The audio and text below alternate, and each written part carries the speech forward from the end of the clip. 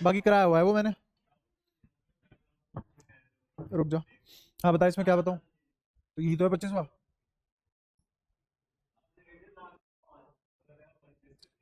Last के 5, 26, 27, 28, 29, 30, कितने हुए? 5। जब भी काउंटिंग करते हैं तो फर्स्ट और लास्ट को मिला के उसमें से एक घटाते हैं, ठीक है। फॉर्मूला भी पढ़ा होगा, L1 plus L2 by 2 minus 1, mid point निकालने के लिए। खैर, तो ये वाला सवाल करेंगे। सवाल में समझा देता हूँ एक बार। ये सवाल भी समझा देता हूँ और इसका आंसर भी, ठीक है। इसने कहा है कि प्रोटॉन पे जो चार्ज है वो है इतना, ये प्रोटॉन पे चार्ज है, ये किस पे चार्ज है? और वाई का चीज है, वाई वो चीज है जिससे इलेक्ट्रॉन और प्रोटॉन पे चार्ज डिफर करता है। आपसे पहले तुमने क्या पढ़ा है? Charge on proton, charge on proton किसके बराबर होता है? प्लस ही। और क्या पढ़ा है? चार्ज ऑन इलेक्ट्रॉन किसके बराबर होता है?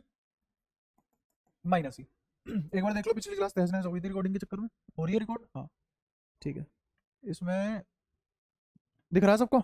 ध्यान देते रहना, बीच में कोई भी हरकत होगी बता देना, ठीक है। लेकिन इसका मतलब ये नहीं वहीं से ही क्लास ले रहे हो।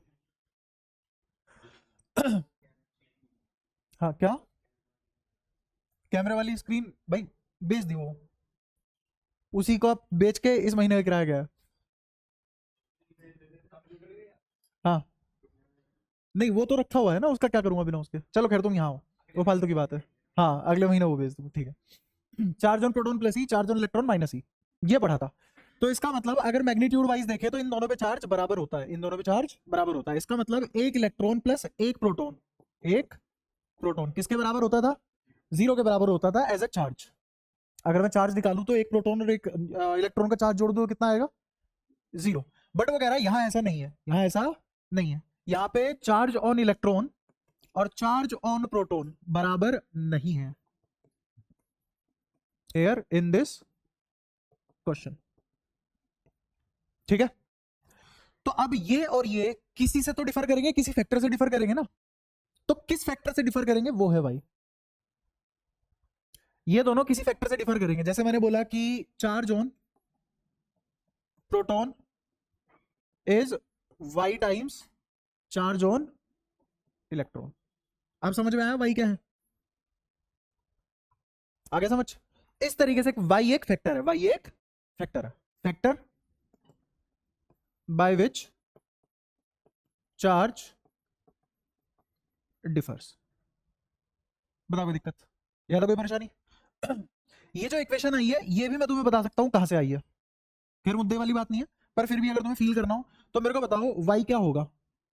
वाई होगा कि मेरा चार्ज इलेक्ट्रॉन के मुकाबले प्रोटॉन पे कितना फालतू है। मेरा चार्ज इलेक्ट्रॉन के कंपैरिजन में प्रोटॉन पे कितना फालतू है, तो ऐसे ही तो निकलेगा। जब लास्ट क्लास में हम ये डिस्कस कर रहे थे, जहां मैंने छोड़ा था ये सवाल, वहां पे तुम्हें वो बताया था ना कि 7 लीटर 10 लीटर दूध है ना, तो कितना फालतू है या कितना कम है। तो 10 में से 7 हट गया, कितना गया? 3। तो 10 में से 10 माइनस 3 लिखा हुआ है। ऐसे ही यहाँ पे क्या लिखा हुआ है? इलेक्ट्रॉन ईपी माइनस, कोई दिक्कत? अब मल्टीप्लाई कर दो इसकी, तो ये क्या आएगा? वाई ई ईपी माइनस ई। इस ईपी को निकालना हो तो इसको इधर ले आओगे, तो ईपी किसके बराबर आएगा? ये ई इधर आ जाएगा, वाई ई इधर आ जाएगा। ई कॉमन ले लोगे तो क्या बचेगा? 1 plus y, 1 plus y. Electron पे चार्ज किसके बराबर होता है? माइनस ई के बराबर, और प्रोटॉन पे प्लस ई के बराबर। लेकिन यहाँ प्लस ई के बराबर नहीं है प्रोटॉन पे, क्योंकि इसमें कुछ फालतू है। तो अगर मैं यहाँ वैल्यू रख दूं इसकी, तो ये क्या चमकेगा तुम्हें? माइनस ई 1 प्लस वाई। समझ आया ये कहाँ से आया? इतनी फंडामेंटल चीज थी ये। तो ये जो सवाल में दिया हुआ है ये मैंने तुम्हें बता दिया कहाँ से आया होगा। अभी मैं सवाल का सोल्यूशन नहीं करा रहा, अभी क्या कर रहा हूँ? बस सवाल समझा रहा हूँ क्या है। अभी भी क्या समझा रहा हूँ? सवाल समझा रहा हूँ। तो सवाल ये कह रहा है कि मान लो मेरे पास कभी किसी यूनिवर्स में अगर ऐसा हो गया कि charge of electron charge of proton बराबर नहीं है, charge of electron charge of proton बराबर नहीं है। अगर इन दोनों पे चार्ज बराबर नहीं है तो क्या होगा? तो क्या होगा? ठीक है। पहला उसने बोला है critical value such that y expansion में स्टार्ट, है ना। इसका भी मतलब समझाता हूं, आओ करे चीजें। मान लो सारा का सारा चार्ज किसी गोले पे है,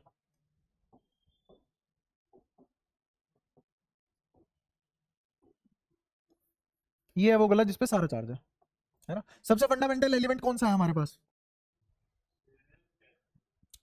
स्फीयर, सॉलिड स्फीयर भरा हुआ चार्ज से। बोलो सबसे ज्यादा फंडामेंटल एलिमेंट कौन सा है हमारे पास? Most fundamental element, hydrogen element की बात हो रही है। अच्छा तुम एटम के नाम से जानते हो? ओहो, पीरियोडिक टेबल में सबसे पहले कौन आता है? हाइड्रोजन। सब उसके मल्टीपल ही तो होते हैं, तो सबसे ज्यादा फंडामेंटल कौन हो गया? हाइड्रोजन। अगर यूनिवर्स में कभी भी सबसे पहले अगर कोई एलिमेंट बना तो वो कौन सा बनेगा? हाइड्रोजन। क्यों? क्योंकि हाइड्रोजन बनने के लिए क्या चाहिए? एक इलेक्ट्रॉन एक प्रोटॉन, खत्म, बात बन गया हाइड्रोजन। यही तो होता है हाइड्रोजन। हाइड्रोजन क्या होता है? एक प्रोटॉन एक इलेक्ट्रॉन, अगले को न्यूट्रॉन भी नहीं चाहिए। समझ आ रहा है क्या बक रहा हूं? अगले को न्यूट्रॉन भी नहीं चाहिए, क्या क्या चाहिए? बस एक। अब दुनिया में आधा का चार्ज पड़ा हुआ है, कुछ पॉजिटिव है कुछ नेगेटिव है, तो पेयरिंग बन बन के क्या हाइड्रोजन नहीं बनेगा सबसे पहले? तो ऐसे पेयरिंग बन बन के कितना हाइड्रोजन बने भगवान जाने, लेकिन सिर्फ और सिर्फ हाइड्रोजन बने इनिशियली, बाद में बनेंगे बाकी एलिमेंट, तो सबसे पहले कौन बनेंगे? हाइड्रोजन। तो ऐसे हाइड्रोजन भरे पड़े हैं इसमें, और यही पूरा यूनिवर्स है और कुछ नहीं। ये यूनिवर्स है, ये क्या है? यूनिवर्स। और इसमें क्या है? हाइड्रोजन। कितने से स्पेस में? इतने से स्पेस में पूरा यूनिवर्स भरा पड़ा है। यूनिवर्स कहां मान लिया मैंने? एक पॉइंट पे। पूरा यूनिवर्स कहां मान लिया? क्योंकि एक्सपेंशन थ्योरी ये बोलती है, तुमने बिग बैंग थ्योरी भी सुनी होगी, कि ये एक पॉइंट पे था सारा का सारा यूनिवर्स, बिग बैंग हुआ मतलब धमाका हुआ, और फिर ये पूरा यूनिवर्स फैल गया और अब तक फैलता हुआ जा रहा है। समझ आया? बिग बैंग थ्योरी पढ़ी है? वो नहीं कह रहा मैं सीजन देखा हो big bang theory, Sheldon Cooper ये सब, वो नहीं कह रहा मैं। एक सीजन भी है, हाँ, नाटक आता था एक, मैंने भी नहीं देखा, तुम भी मत देखना, टाइम खराब है। पर ऐसा होता है कि अगर मेरे पास एक पॉइंट पे सारा का सारा यूनिवर्स है, तो एक बिग बैंग हुआ, और बिग बैंग होने के बाद ये पूरा universe each and every possible direction में एक्सपेंड होना चालू हो गया, और वो आज तक एक्सपेंड हो रहा है, हर डायरेक्शन में एक्सपेंड हो रहा है। कितनी वेलोसिटी से? 10⁵ मीटर पर सेकंड की वेलोसिटी से। ठीक है, ये मजाक वाली वेलोसिटी नहीं है, बहुत ज्यादा तेज वेलोसिटी है ये। अभी जैसे मैंने एक सेकंड बोला, एक सेकंड होते ही हमारी अर्थ यूनिवर्स के सेंटर से कितना दूर चली गई? 10⁵ मीटर दूर चली गई। किलोमीटर में, किलोमीटर में कितना बैठा है? 10⁵ मीटर है, दो कितनी जीरो हटा दोगे? 3 जीरो हटा दोगे तो कितना बैठा? 100 किलोमीटर। तो एक सेकंड में कितना दूर चले गए हम अर्थ के उससे, यूनिवर्स के सेंटर से? फील भी नहीं हो रहा और तुम्हें, जबकि होता है ऐसा, असलियत में होता है। रेड शिफ्ट बोलते हैं इसको, रेड शिफ्ट। हाँ, अब मैं तुम्हें यही प्रूव कराने जा रहा हूं कि ये यूनिवर्स एक्सपेंड करता है। तो ये जो मैंने पॉइंट बनाया था जिसपे बिग बैंग हुआ, उसी पॉइंट को मैग्नीफाई करके मैंने ये गोला बनाया, और दुनिया का सारा, दुनिया छोड़ो पूरे यूनिवर्स का सारा हाइड्रोजन कहां भरा पड़ा है? इस गोले पे भरा पड़ा है। समझ आती है बात? ठीक है, तो इस पे हाइड्रोजन भरा पड़ा है। कितना हाइड्रोजन है? इनफाइनाइट हाइड्रोजन है। कोई दिक्कत परेशानी? ठीक है। अब मैं चार्ज निकालूंगा, हाइड्रोजन पे कितना चार्ज होगा। Charge on 1 hydrogen. अच्छा, दो एजम्पशन है यहाँ पे। पहली एजम्पशन क्या है? कि चार्ज सिमेट्रिकली फैला हुआ है। पहली एजम्पशन सिमेट्रिकली फैला हुआ है। दूसरी, शेप स्फेरिकल है, यूनिवर्स की शेप परफेक्टली स्फेरिकल है। दोनों ही एजम्पशन है, हमें नहीं पता क्या है। क्या है? दोनों की दोनों एजम्पशन। इसका कोई प्रूफ है? नहीं। क्या ये अच्छी बात है? नहीं। क्या ये खराब बात है? पता नहीं। इसके अलावा है भी तो नहीं ना अपने पास कुछ। तो हमने क्या दो एजम्पशन मानी? पहली, हाँ, चार्ज यूनिफॉर्मली डिस्ट्रीब्यूटेड है और यूनिवर्स परफेक्टली स्फेरिकल शेप में है। ठीक है, मैं इस बात को सपोर्ट कर सकता हूँ, यूनिवर्स परफेक्टली स्फेरिकल शेप में क्यों होगा, इस बात को सपोर्ट कर सकता हूँ। उसके लिए बस तुम्हें थोड़ा सा आएगी और बुद्धि चाहिए, और जो मैंने पढ़ा रखा है उसका ज्ञान। मैंने तुम्हें पोटेंशियल का कॉन्सेप्ट पढ़ाया हुआ है ना? जो ये पोटेंशियल का कॉन्सेप्ट था उसमें क्या था? कि चार्ज से सिमिलर टाइप का चार्ज जितना पास होगा उतनी ही ज्यादा पोटेंशियल एनर्जी होगी उसके पास, उतना ही एक्सटर्नल वर्क डन रिक्वायर्ड होगा ज्यादा, है ना? वो उतनी ही अपनी हायर पोटेंशियल एनर्जी स्टेट में होगा। होगा? क्लियर है? किसी भी स्पेस में, किसी भी स्पेस में सबसे कम वॉल्यूम घेरने वाला, सबसे कम वॉल्यूम और सरफेस एरिया घेरने वाली फिगर कौन सी होती है? स्फीयर। स्फीयर, है ना? स्फीयर सबसे ज्यादा, किसी भी स्पेस में सबसे कम वॉल्यूम और स्पेस कौन घेरता है? स्फेरिकल शेप, है ना? अच्छा, अब अगर मैं सारा का सारा चार्ज स्फेरिकल शेप में भर दूं, क्या वो सबसे ज्यादा डेंस चार्ज होगा? क्या वो सबसे ज्यादा पोटेंशियल एनर्जी होगी? तो यूनिवर्स जब बना होगा सिर्फ और सिर्फ पोटेंशियल ही तो रही होगी। वो सारी की सारी पोटेंशियल आज तक किसमें कन्वर्ट हो रही है? काइनेटिक में कन्वर्ट हो रही है आज तक भी। क्या मैंने ये बात प्रूव कर दी कि स्फेरिकली रहा होगा? बट क्या गारंटी ऐसा रहा होगा? नहीं। मैंने भी तुम्हें एक थ्योरी बताई। हाँ, वो उस सब के आंसर मेरे पास नहीं है। किसी के पास नहीं है, मेरे पास छोड़ किसी के पास भी नहीं है। और जो मैंने अभी तुम्हें पोटेंशियल वाला व्यू दिया है ये भी किसी के पास नहीं है, मैंने अपनी थ्योरी बना के दे दी। ऐसे चौड़े हुए होके उछलना मत किसी के सामने, ये मेरी बनाई हुई है कि हाँ पोटेंशियल सबसे कम अगर स्पेस में तुमने फैला दी तो वो हाईएस्ट होगी, हाईएस्ट पॉसिबल कॉन्फ़िगरेशन होगी, तो मोस्ट अनस्टेबल होगी, इसीलिए बिग बैंग हुआ होगा।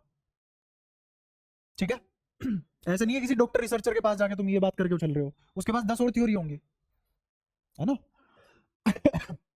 तो चार्ज ऑन वन हाइड्रोजन निकालने वाले हैं। चार्ज ऑन वन हाइड्रोजन किसके बराबर आएगा?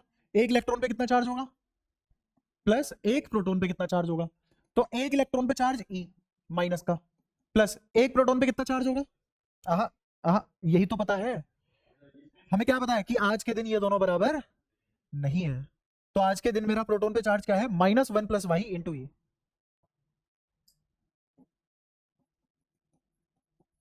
ये समझ आया? तो माइनस ई, इसको तो अभी खैर एक काम करो, इसका मैग्नीट्यूड ही ले लो प्लस ई, और ये हो जाएगा माइनस ई और माइनस ई वाई। या तो कोई परेशानी? पक्का हाँ, और इससे ये कट गया। वैसे तुम चाहो तो पूरा का पूरा साइन लेके भी कर सकते हो, मुझे उससे भी कोई दिक्कत नहीं है, कोई आपत्ति नहीं है ये माइनस ई और ये भी तो माइनस ई है ना, इलेक्ट्रॉन चार्ज का मल्टीपल, इलेक्ट्रॉनिक चार्ज, तो ये आ जाएगा। हाँ बोल। हाँ इलेक्ट्रॉनिक चार्ज है, बट इलेक्ट्रॉनिक चार्ज को यहाँ पे सिर्फ इलेक्ट्रॉन से ही तो डिफाइन करेंगे, प्रोटॉन से तो डिफाइन कर ही नहीं सकते, क्योंकि प्रोटॉन पे तो चार्ज अलग है। तो प्रोटॉन में भी किसके मल्टीपल में चार्ज डिफाइन किया हुआ है? इलेक्ट्रॉन के मल्टीपल में। कैसे? इस वाले फैक्टर से देख तो ये माइनस माइनस प्लस, प्लस अंदर गया तो प्लस का ई, और ये माइनस माइनस प्लस अंदर गया तो प्लस का ई वाई, तो कितना आ गया चार्ज? E Y. ये किस पे है चार्ज? एक हाइड्रोजन एटम पे कितना चार्ज है? E y. एक हाइड्रोजन एटम पे कितना चार्ज? E y. तो मैंने लिख दिया charge on one hydrogen atom. बताओ इसमें कोई दिक्कत? अरे वो क्यों रख रहा है अभी वैल्यू? ये कैसे, कैसा बच्चों वाला सवाल है यार? थ्योरी किस लेवल की चल रही है, किस लेवल का सवाल चल रहा है? तुझे वैल्यू रख दो पहले। हाँ, क्या पता आगे जाके कट जाए, वैल्यू रखनी ना पड़े तो। नहीं होगा 1.6 ही, इसकी वैल्यू अभी भी 1.67 × 10⁻⁻19 ही होगी, वो तो डिफाइंड ही है।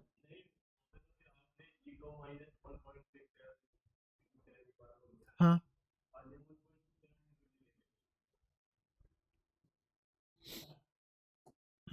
इसको पढ़ो एक बार, पढ़। मुझे प्रोटॉन पे चार्ज पता है क्या? पता है, दिया उसने, देख दिया है। इसमें जो ये ई है पक्की बात है प्रोटॉन का तो नहीं है चार्ज, क्योंकि प्रोटॉन पे तो ये पूरा आएगा। तो ये ई क्या रहा होगा यहाँ पे? इलेक्ट्रॉनिक चार्ज का मतलब क्या रहा होगा? इलेक्ट्रॉन का, और इलेक्ट्रॉन पे तो नेगेटिव होता है, इसलिए क्या लिया? नेगेटिव।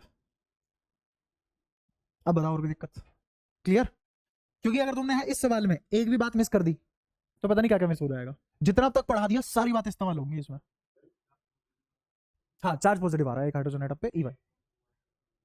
हाँ ठीक है, इसको खोल के सोल्व करोगे तो यही आएगा जो लिखा है। ठीक है अच्छा, एक हाइड्रोजन पे इतना चार्ज आया, एक हाइड्रोजन पे इतना चार्ज आया, कितना हाइड्रोजन है भगवान जाने कितना हाइड्रोजन है। ठीक है, अब मैं एक और बात करता हूं। मैंने कहा कि एक यूनिट वॉल्यूम में, एक यूनिट वॉल्यूम में एन हाइड्रोजन आते हैं, एन हाइड्रोजन एटम आ जाते हैं। और मैं एक और चीज मानूंगा कि मास ऑफ प्रोटॉन लगभग लगभग बराबर होगा मास ऑफ हाइड्रोजन, क्योंकि मास ऑफ इलेक्ट्रॉन तो नेग्लिजिबल होता है। तो जो मास ऑफ हाइड्रोजन होगा वही मास ऑफ प्रोटॉन होगा। तो क्या मैं एन हाइड्रोजन एटम की बजाय मैं ये भी लिख सकता हूं एन प्रोटॉन्स? बुझ गए? देख लो, सोच लो, फिर आगे बढ़ो, साथ साथ चलते रहना पर इस सवाल में। हाँ एक यूनिट वॉल्यूम में, कोई तो वही एक यूनिट वॉल्यूम रहा होगा ना, उस एक यूनिट वॉल्यूम में कितना हाइड्रोजन एटम माने मैंने? एन। और हाइड्रोजन मतलब इलेक्ट्रॉन तो ना के बराबर है मास वाइज, तो सारा का सारा मास कहाँ है? प्रोटॉन के पास, तो इसका मतलब वही प्रोटॉन है। क्या हुआ, नींद आ रही है? तो ये आंखें खड़ा कर पहले, अब चुपचाप बैठ के सुनता रहे। देखो भाई साहब क्लास तुम्हारे हिसाब से चलती है, 26 मिनट जा चुके हैं और तुमने कै खे गए नहीं पढ़ा है छोटी छोटी बातें कर रहा हूं, उनको फटाफट जोड़ते हुए चलो। एक यूनिट वॉल्यूम में कितना हाइड्रोजन? एन। एन हाइड्रोजन मतलब एन प्रोटॉन। इलेक्ट्रॉन को तो नेग्लेक्ट कर रहे हैं ना, बस ये बता रहा हूं मैं तब से। अच्छा तो मेरे को बताओ 4/3 pi are cube unit volume में कितने हाइड्रोजन होंगे? n into 4/3 pi are cube hydrogen होंगे। ये क्या निकाला है मैंने? कितने हाइड्रोजन? मास कहां से आ गया, पगला गए हो क्या? कौन सा नशा है तुम्हारी बुद्धि में जो परमानेंट है? क्या है ये? नंबर गिनती है किसकी? हाइड्रोजन की। कितने वॉल्यूम में? 4/3 पाई आर क्यूब में। एक क्यों? क्योंकि एक यूनिट वॉल्यूम में n थी, तो 2 यूनिट वॉल्यूम में 2 आ जाएगा, 3 में 3 आ जाएगा, n में n into 4/3 pi are cube आ जाएगा। वैसे टॉफी नहीं बांटनी आ रही, कैसा लोगे बताना। अब मैं निकालने जा रहा हूं टोटल मास और टोटल चार्ज। पहले क्या निकालूंगा? टोटल मास, फिर क्या निकालेंगे? Total charge. तो टोटल मास को मैंने बोला कैपिटल एम। टोटल मास को क्या बोला? Capital M. और छोटा एम किसको बोल रखा है? Mass of one hydrogen. Mass of one hydrogen slash one proton. बताओ यहां तक कोई दिक्कत, परेशानी कोई भी? ठीक है, तो टोटल मास तो पूरे स्फीयर का आएगा ना, इस पे एम मास है, इस स्फीयर पे कितना मास है? एम। अब चलो साथ साथ मेरे को बताओ टोटल कितना हाइड्रोजन है? n into 4/3 pi are cube total number of hydrogen है। एक हाइड्रोजन का मास कितना? एक हाइड्रोजन का मास कितना? छोटा एम। एक हाइड्रोजन का मास कितना? छोटा एम। तो इतना हाइड्रोजन का मास कितना? छोटा एम इंटू दिस नंबर। तो क्या आ गया? Capital M. कैपिटल एम आ गया M into n into 4/3 pi are cube. समझो तो बताओ, कोई दिक्कत? हाइड्रोजन का मास 1 AMU होता है ना, यहाँ 1 AMU ले रहा है, केमिस्ट्री थोड़ी ना है, नंबर ऑफ मोल थोड़ी ना खेल रहे हैं। ना ना ना इधर आ जाओ। अब मैं निकालने जा रहा हूँ टोटल चार्ज। क्या निकालेंगे? Total charge. टोटल चार्ज निकालने के लिए टोटल चार्ज मैंने मान लिया क्यू। इस पूरे स्फीयर पे टोटल चार्ज कितना होगा? Capital Q. ठीक है। अच्छा, एक हाइड्रोजन पे चार्ज कितना होगा? EY। समझ गए? तो एक पे अगर EY है तो इतने हाइड्रोजन पे कितना होगा? This into EY। तो टोटल चार्ज कैपिटल क्यू किसके बराबर आ गया? हाँ, EY into n into 4/3 pi are cube. शाबाश। क्या मैंने टोटल चार्ज टोटल मास निकाल लिया? क्या क्या निकाल लिया? Total charge total mass. कोई दिक्कत? अब इलेक्ट्रिक फील्ड निकालने के लिए हम किसका सहारा लेते हैं? Fundamental law of electrostatic. क्या है? किसको बोलते हैं फंडामेंटल लॉ ऑफ इलेक्ट्रोस्टैटिक? बता रखा है सब। ऑप्शन देता हूं, कूलम्ब्स लॉ या गॉस लॉ? Gauss law. तो इलेक्ट्रिक फील्ड कहां से निकाल के लाएंगे? गॉस लॉ से। तो इलेक्ट्रिक फील्ड निकालेंगे हम गॉस लॉ से। क्या करेंगे हम? एक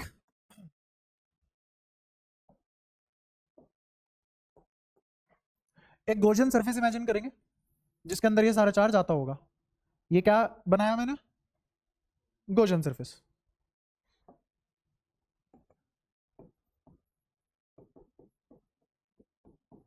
गॉसियन सरफेस। इस गॉसियन सरफेस पे यहां पे एक छोटा सा एरिया मान लेते हैं जिसका नाम है डीए। मान लिया, ये है डीए। इस डीए का डीए वेक्टर इधर होगा, और इस हाइड्रोजन से इलेक्ट्रिक फील्ड कहां जाएगा?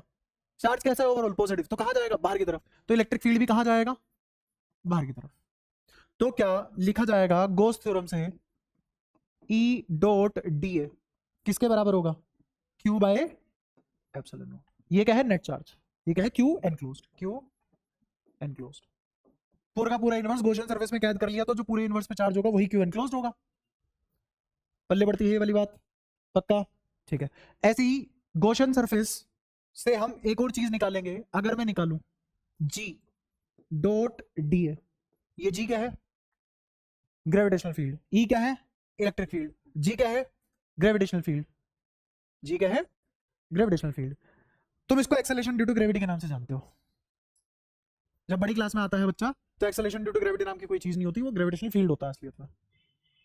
ठीक है। तो ये क्या है? Gravitational field dot DA. अब ध्यान से सुनना, ग्रेविटेशनल फील्ड कैसे होगा? वो तो मास के हिसाब से देखेंगे ना। किसके हिसाब से देखेंगे? मास के हिसाब से देखेंगे। तो क्या मेरा ग्रेविटेशनल फील्ड तो अंदर की तरफ लगेगा ना? डीए कहां है? ऊपर। और जी कहां लगा? ग्रेविटेशनल फील्ड कहां लगा? सेंटर की तरफ। ये रेडियली आउटवर्ड, ये रेडियली इनवर्ड। तो क्या इन दोनों के बीच में अगर मैं डॉट हटाऊंगा तो क्या थीटा पाई नहीं आएगा? तो क्या माइनस में नहीं आएगा? सही बात समझ? पक्का? और किसके बराबर होगा? जैसे यहां पे Q बाई एप्सिलॉन नॉट होता था, तो यहाँ एप्सिलॉन नॉट की जगह क्या आता है 4 pi capital G. Capital G क्या है? Universal gravitational constant. ठीक है, तो इस एप्सिलॉन नॉट की जगह क्या आया 4 पाई जी। ये भी एक कांस्टेंट है, ये भी एक कांस्टेंट है। ठीक है, क्यू की जगह क्या आएगा? बच्चा बच्चा जानता है ग्रेविटेशन है, क्यू की जगह मास। ये मैंने गॉस लॉ लिखा किसके लिए? ग्रेविटेशनल फील्ड के लिए। ये गॉस लॉ लिखा किसके लिए? इलेक्ट्रोस्टैटिक फील्ड के लिए। इसको सोल्व करूंगा, इसको सोल्व करूंगा। प्लानिंग समझो अब मैं कहां तक आ चुका हूं। सवाल ऑलमोस्ट खत्म हो चुका है, समझने वाली बात खत्म हो चुकी है फर्स्ट पार्ट की। मैंने क्या किया, उसने कहा कि भाई आज के दिन इलेक्ट्रॉन और प्रोटॉन पे चार्ज बराबर नहीं है, नहीं है, तो प्रोटॉन पे चार्ज थोड़ा सा फालतू है, हो गया। तो अब ओवरऑल चार्ज पॉजिटिव आ गया, चीजें बाहर की तरफ फैलना शुरू करेगी, एक्सपेंशन होगा। मुझे कैसे पता लगेगा एक्सपेंशन होगा? इलेक्ट्रोस्टैटिक फोर्स कैसा है, रिपल्सिव की अट्रैक्टिव? Gravitational force attractive. अच्छा अगर मेरा इलेक्ट्रोस्टैटिक फोर्स ग्रेविटेशनल फोर्स को डोमिनेट कर जाए तो एक्सपेंशन नहीं हो जाएगा? हो जाएगा ना। लेकिन एक्सपेंशन स्टार्ट होने की कंडीशन क्या है कि पहले बराबर तो आएंगे दोनों फोर्स। मान लो पहले ग्रेविटेशनल फोर्स बड़ा था, तो अभी तो अट्रैक्शन चल रहा है ना, किसको ओवरकम कर रखा है उसने? रिपल्शन को। फिर इलेक्ट्रोस्टैटिक फोर्स बढ़ता चला गया। मजे की बात सुनना, अगर ग्रेविटेशनल फोर्स बढ़ा तो मास और ज्यादा सिकड़ेगा ना, आपस में और ज्यादा मास दसता चला जाएगा, लेकिन मास के पास चार्ज भी है। तो जैसे जैसे ये अंदर सिमटता जाएगा तो चार्ज रिपल्सिव फोर्स लगाएगा, और सेपरेशन जितनी कम होती है चार्ज के बीच में रिपल्सिव फोर्स उतना बड़ा होगा। तो अब मेरा इलेक्ट्रोस्टैटिक फोर्स किसको ओवरकम कर जाएगा? लेकिन ओवरकम करने से पहले बराबर भी तो आएगा, है ना। पहले इलेक्ट्रोस्टैटिक फोर्स बढ़ता बढ़ता ग्रेविटेशनल फोर्स के बराबर आया, फिर बराबर आने के बाद एक्सपेंशन शुरू हो गया। इस कंडीशन पे एक्सपेंशन शुरू हुआ जहां दोनों बराबर थे। इसको बोलते हैं क्रिटिकल कंडीशन। क्या बोलते हैं? और जब ये बढ़ जाएगा तो अब ये एक्सेलरेट भी करेंगे। कौन? चार्ज, जिसको बोलते हैं फटना। हाँ, एक्सेलरेट, चारों दिशाओं में हाइड्रोजन एक्सेलरेट करेंगे। हाँ, बराबर आना कंडीशन हो गया। अब मेरा एक्सपेंशन जस्ट स्टार्ट हो गया, जस्ट स्टार्ट हो गया, और अब धीरे धीरे एक्सपेंशन बढ़ता जाएगा। समझ आ रहा है सबको? तो मेरी क्रिटिकल कंडीशन क्या है? एक्सपेंशन स्टार्ट होने की कंडीशन क्या है? ग्रेविटेशनल इलेक्ट्रोस्टैटिक फोर्स बराबर होने चाहिए। सही बात है। और अगर मुझे वेलोसिटी या फिर एक्सेलेरेशन निकालनी हो तो मुझे नेट फोर्स निकालना पड़ेगा। कब? जब एक्सपेंशन हो रहा हो। और एक्सपेंशन कब हो रहा होगा? जब इलेक्ट्रोस्टैटिक फोर्स ज्यादा हो चुका होगा ग्रेविटेशनल फोर्स से। दोनों पार्ट का आंसर आ गया अपना, दोनों पार्ट का। अब जो बची है बस मैथ्स बची है। क्या तुम्हें समझ में आया चाल आगे से हमने क्या क्या किया? Electric field, gravitational field. Gravitational field में अगर मास की मल्टीप्लाई कर दूंगा तो क्या आ जाएगा? Gravitational force. इलेक्ट्रोस्टैटिक फील्ड में अगर चार्ज की मल्टीप्लाई कर दूंगा तो क्या आ जाएगा? Electrostatic force. तो फोर्स निकाल लेंगे दोनों के, दोनों के फोर्स निकाल लेंगे, इसलिए सवाल मजेदार है। ठीक है तो निकालते हैं अब इसको। छोटा कर दो इसको, देखना अगर तुम्हें दिखाई दे तो। दिखाई दे रहा है अभी भी? विजिबल है ना? ठीक है, इसको सुलझाते हैं। ई, क्या ये 4 पाई कैपिटल आर स्क्वायर आ जाएगा? क्यू की वैल्यू ऊपर निकाल रखी है ये रही, तो कितना हो जाएगा? E y into n into 4/3 pi r cube. कोई परेशानी? तो बताओ इलेक्ट्रिक फील्ड कितना आ गया? क्या 4 पाई से 4 पाई कट गया, और ये आर स्क्वायर से एक क्यूब कट गया, तो क्या बचा इलेक्ट्रिक फील्ड? इलेक्ट्रिक फील्ड बच गया ई वाई एन r/3, और एक जो नीचे एप्सिलॉन नॉट था वो भी आएगा। ये आ गया इलेक्ट्रिक फील्ड। सबको समझ आया? तो इलेक्ट्रोस्टैटिक फोर्स किसके बराबर आएगा? ये सारा का सारा किस पे लग रहा है? डीए। डीए पे क्या होगा? हाइड्रोजन। एक हाइड्रोजन पे चार्ज कितना? E y. तो ये सारा इलेक्ट्रिक फील्ड किस पे लग रहा है? ई वाई पे लग रहा है। तो मैं क्या करूंगा? ई वाई इंटू ई कर दूंगा, क्या फोर्स आ जाएगा? समझे? तो कर दो इसकी मल्टीप्लाई इसमें, तो ये क्या बनेगा? E square Y square into N r/3 epsilon naught. ये आ गया इलेक्ट्रोस्टैटिक फोर्स। सही है। ऐसे ही हम क्या निकालेंगे अब? Gravitational force. तो ग्रेविटेशनल फोर्स निकालने के लिए क्या करेंगे? ये G as it is, area 4 pi are square. ठीक है, कोई परेशानी? ये माइनस क्या शो कर रहा है? अट्रैक्शन, और यहां प्लस क्या शो कर रहा है? रिपल्शन। 4 पाई जी, एम की वैल्यू कहां से रख देंगे? यहां से, दिख रही है? ये उठा के उधर रख दो, कितना आ जाएगा? M into n into 4/3 pi are cube. तो 4 पाई से 4 पाई कट गया, आर स्क्वायर से आर क्यूब कट गया, तो क्या बचा अपने पास? जी। अब मैं इसका मैग्नीट्यूड निकाल रहा हूं, सुनना ध्यान से। मेरे को एफ नेट लिखते टाइम, एफ नेट लिखते टाइम मैं क्या लिखूंगा? F E plus F G बराबर 0। इसी पॉइंट पे तो एक्सपेंशन स्टार्ट होगा। क्योंकि इसके बाद तो ये ज्यादा हो जाएगा, है ना। तो यहाँ क्या लिखा जाएगा, ये कैसा होगा पॉजिटिव और ये कैसा होगा नेगेटिव, बराबर 0। तो जब इस वाली टर्म को उधर भेजूंगा तो क्या एफ इलेक्ट्रोस्टैटिक बराबर एफ ग्रेविटेशनल फोर्स आ जाएगा। तो मैं अब ये नेगेटिव साइन इग्नोर करके और यहां से इलेक्ट्रो ग्रेविटेशनल फोर्स निकाल के इक्वेट कर दूंगा। तो ये क्या नेगेटिव साइन उड़ा दूं यहाँ, चलेगा, क्योंकि हमें तो पता है ना मनी मन में क्या कर रहे हैं हम डायरेक्शन वाइज। रो क्यों रहा है, अरे सौरभ रो क्यों रहा है, आंखों में पानी नहीं आ रहा, पक्का, ठीक है। मैं क्या पता नहीं एकदम आंसू क्यों आने लग गए। अब इसको लिखवाओ, ये क्या लिखा जाएगा, ये लिखा जाएगा m n 4 pi r by 3, कुछ रह तो नहीं क्या, कैपिटल जी। अब अगर मुझे फोर्स निकालना हो, ग्रेविटेशनल फोर्स निकालना हो, तो मैं क्या करूंगा, m into g, mass of one hydrogen, जैसे यहाँ चार्ज ऑन वन हाइड्रोजन, यहाँ पे मास ऑफ वन हाइड्रोजन, तो क्या किसके बराबर आ जाएगा, m square n 4 pi r g by 3। अब मुझे क्या करना है क्रिटिकल कंडीशन के लिए, इन दोनों को बराबर पेल देना है। आओ करते हैं इसको भी, रंगी खत्म हो गया यहाँ तो। करवाओ बराबर, ये लिखा हुआ है E square Y square N R upon में 3 एप्सिलॉन नॉट बराबर m square n 4 pi r g by 3। 3 से 3 कट गया और n से n कट गया, ये r से r कट गया, तो y बताओ क्या बचा, y अंडर रूट, ये एप्सिलॉन नॉट ऊपर जाएगा, ये लिखा हुआ है m square 4 pi g epsilon not ऊपर और e स्क्वायर नीचे। इस m की वैल्यू क्या रखोगे, मास ऑफ प्रोटॉन, क्या है ये, क्योंकि mass of hydrogen is approximately equal to mass of proton, तो यह मास ऑफ प्रोटॉन जिसकी वैल्यू हमें पता होती है, कितनी होती है 6 इंटू 10 पावर माइनस 27 kg, ठीक है। 4 पाई की वैल्यू 3.14, जी की value 6 into 10 power minus 11, epsilon not 8.85 into 10 power minus 12, ई की वैल्यू 1.67 इंटू 10 पावर माइनस 19 का स्क्वायर। ये सब जब वैल्यू रख दोगे तो ये approximately 10 raise to the power minus 18 आ जाएगा। कितना आ जाएगा, 10 पावर माइनस 18। तो पहला पार्ट खत्म। पहले पार्ट में क्या पूछा था, critical value of y, critical value of y such that expansion में स्टार्ट, तो y की इस वैल्यू के लिए एक्सपेंशन स्टार्ट हो जाएगा।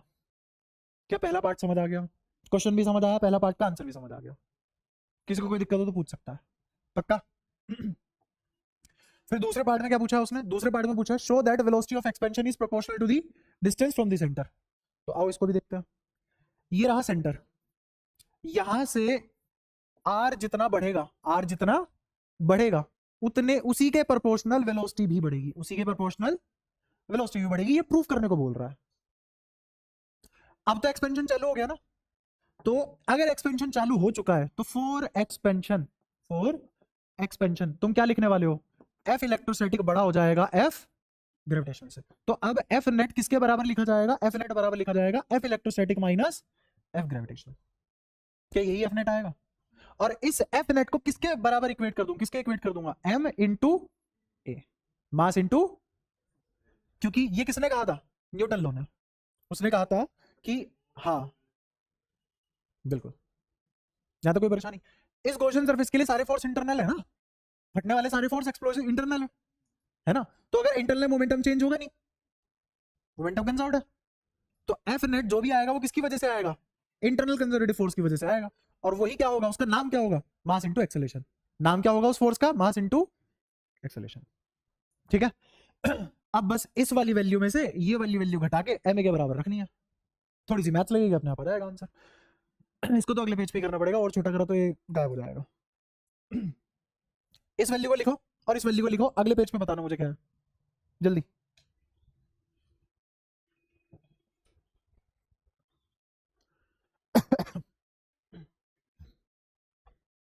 छोड़ना, बिल्कुल ही एक पैसे की भी मेहनत नहीं चाहिए, ये और ये और ये,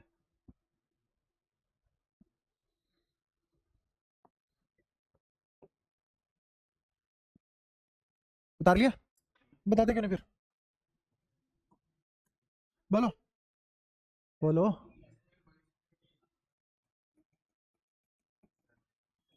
ई square Y square N R divided by 3 epsilon naught minus M square,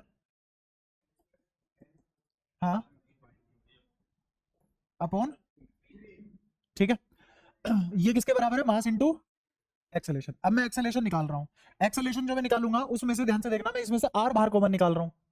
तो आर तो मैंने निकाल लिया बाहर कॉमन, और मास को यहां और यहां डिवाइड में लगा दे रहा हूं। तो ये बचेगा E square Y square N by 3, रुक जा मेरे को करने तो दे कुछ, minus M N 4 pi R, R नहीं, आर तो कॉमन ले लिया, जी बाय 3, क्योंकि एक एम से एक एम कट गया, ठीक है।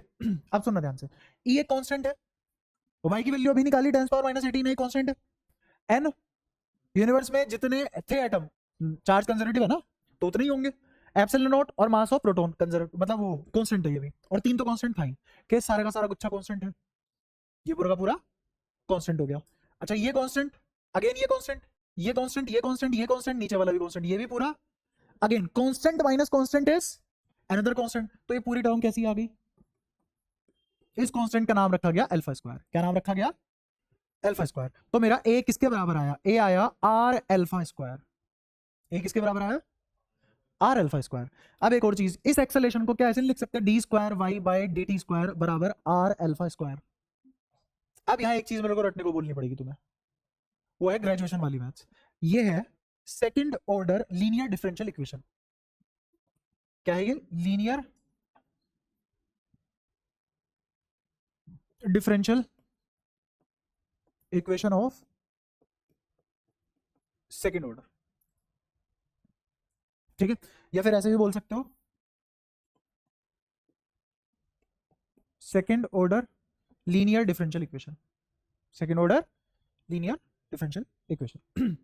इसका जो सॉल्यूशन आता है, जनरल सॉल्यूशन, जनरल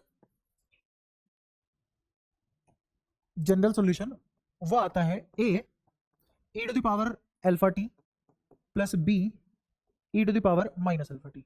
ये कैसे आता है, कहां से आता है, सब तुम ग्रेजुएशन पे पढ़ोगे, या फिर अगर तुमने ये 6-7 लेक्चर पहले कर लिया होता, सब कुछ जो मैं करा रहा था, तुम्हारी स्पीड अच्छी होती और तुम सारी शीट करके लाए हुए होते, मैं इसको बता भी देता यही इसी क्षण कि आता कहां से है।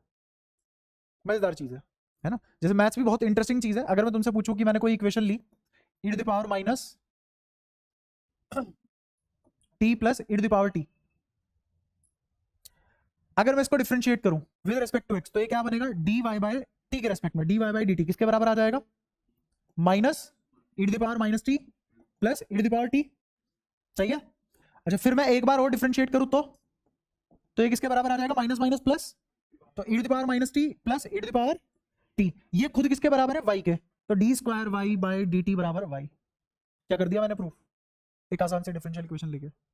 इसका मतलब ये y एक सॉल्यूशन था किसका? इस इक्वेशन का। ये है डिफरेंशियल इक्वेशन। तुम कहां पढ़ोगे इसे? 12वीं में सेकंड पार्ट में। 12वीं की 2 किताबें मैथ्स की, first part second part. Integration से अगला ही चैप्टर क्या है? Differential equation. पहले एप्लीकेशन ऑफ इंटीग्रेशन है, फिर उसके बाद डिफरेंशियल। तो थर्ड चैप्टर है सेकंड बुक का मैथ्स में। तो ये डिफरेंशियल इक्वेशन, वहां पे तुम ये सब पढ़ोगे। तो डिफरेंशियल इक्वेशन के सॉल्यूशन निकालते हैं। इस डिफरेंशियल इक्वेशन का सॉल्यूशन ये लिखा हुआ है। इमेजिन अगर मैं इस पे कुछ यहाँ पे अल्फा स्क्वायर टाइप चीज लगा दूं, तो यहाँ ये आ जाएगा अल्फा और यहाँ पे आ जाएगा अल्फा, और यहाँ पे एक कांस्टेंट ए एक कांस्टेंट बी। तो क्या जनरल सॉल्यूशन है इस टाइप की इक्वेशन का? अब यहाँ पे भी देखो, ये y की जगह r नहीं लिखना चाहिए मेरे को। क्यों? क्योंकि यही वाली चीज तो है दूरी। तो देखो d square r by D t square अगर आर अल्फा स्क्वायर के बराबर है, d square y by D t अगर अल्फा स्क्वायर वाई के बराबर है, तो सॉल्यूशन क्या आता है? ये। तो यहाँ पे भी सॉल्यूशन इस फॉर्मेट में आएगा। आई बात समझ? तो अगर मुझे इसका सॉल्यूशन लिखना हो, इसका सॉल्यूशन लिखना हो, तो इसका सॉल्यूशन क्या आएगा? बोलो। आर बराबर A E to the power alpha T, ये आ गया सॉल्यूशन। आर बराबर A to the power alpha T. अब तुम सोचो कि मैंने प्लस का ये वाला क्यों नहीं लिखा? क्योंकि मेरे क्वेश्चन में सिर्फ और सिर्फ क्या चल रहा है? एक्सपेंशन। क्या चल रहा है? एक्सपेंशन चल रहा है। तो ये तो खत्म हो जाएगा ना, बिकॉज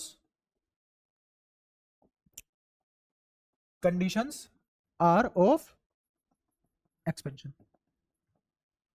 एक्सपेंशन तो सिर्फ यही टर्म बता सकती है ना, ये थोड़ी ना एक्सपेंशन बताएगी, या तो माइनस आ रहा है। तो इसका मतलब मेरा जनरल सोल्यूशन ये आ गया। अब मैं इसको फिर से डिफरेंशिएट करूंगा, differentiate with respect to T, तो ये क्या बनेगा, D R by D T, किसके बराबर, ए कांस्टेंट, अल्फा बाहर, E to the power alpha T. अब इसको क्या ऐसे लिखा जा सकता है, और D R by D T तो वेलोसिटी होती है ना, और अल्फा ए तो कांस्टेंट है, या फिर अल्फा क्या है, कांस्टेंट, अल्फा क्या है, तो वेलोसिटी किसके बराबर आएगी, सम कांस्टेंट, और A E to the power alpha T तो खुद आ रहे हैं, तो ये किसके बराबर आ गया, वेलोसिटी बराबर सम कांस्टेंट इनटू आर। इसका मतलब velocity is directly proportional to r, इसका मतलब एक्सपेंशन बढ़ने से वेलोसिटी बढ़ रही है। हो गया प्रूफ, आ गया मजा। टेंशन मतलब इतिहास में कभी ऐसा क्वेश्चन नहीं पूछा गया ना, पूछा जाएगा क्या, कितने भी मार्क्स का हो, ये तुमसे नहीं पूछा जाएगा कभी कभी नहीं पूछा जाएगा। दे रखा है तो दे रखा है, बुद्धि तो खुली तुम्हारी, कोई नहीं कराता ये सब क्वेश्चन क्या जी। नहीं, सबसे टफ यही था, अब तो आसानी है। जिसको जो पूछना है पूछ सकते हो। तूने अगर पूरा चैप्टर पढ़ा होता सही से तो मजा आता तेरे को।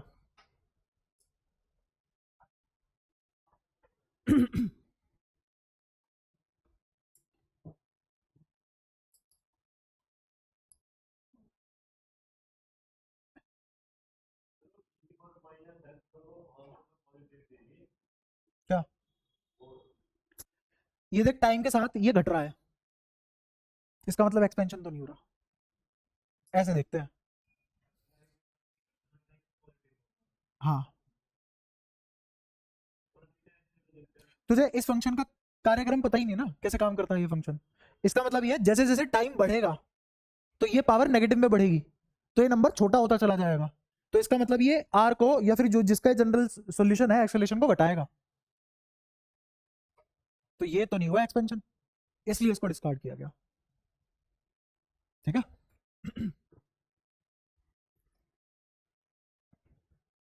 इवन मैंने तुम्हें ये भी बता दिया जनरल सॉल्यूशन कहां से आया, छोटे से में, बहुत बहुत आसान तरीके से।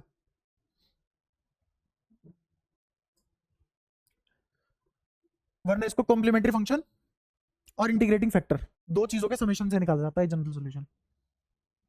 तो जब तुम इंजीनियरिंग करोगे बीटेक के सेकंड ईयर में, तुम पूरी मैथ्स में बस यही पढ़ोगे कि किसी भी ऑर्डिनरी डिफरेंशियल इक्वेशन का सॉल्यूशन किसके बराबर होता है, integrating factor plus complementary function.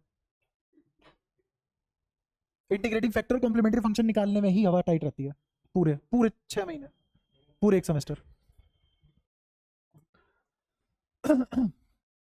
बड़े आगे, यहां तक किसी को कोई भी दिक्कत हो, पूछना हो क्या,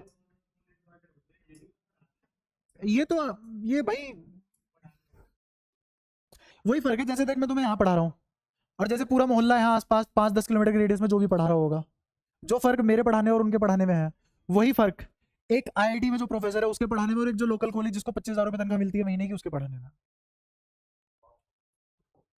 ठीक है। हम्म। हाँ,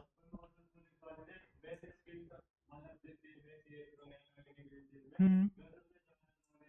तो बच्चे पढ़ेंगे नहीं उससे, क्योंकि उस कॉलेज में जो बच्चा गया है वो उस अकल का है ही नहीं जो उससे पढ़ ले। मैं तुम्हें एडवांस क्यों नहीं पढ़ा रहा, तुम्हें क्या लग रहा है मैं ये सब पढ़ाने के लिए बना हुआ हूँ, तुम ये भी नहीं पढ़ पा रहे हो, दिक्कत ये है।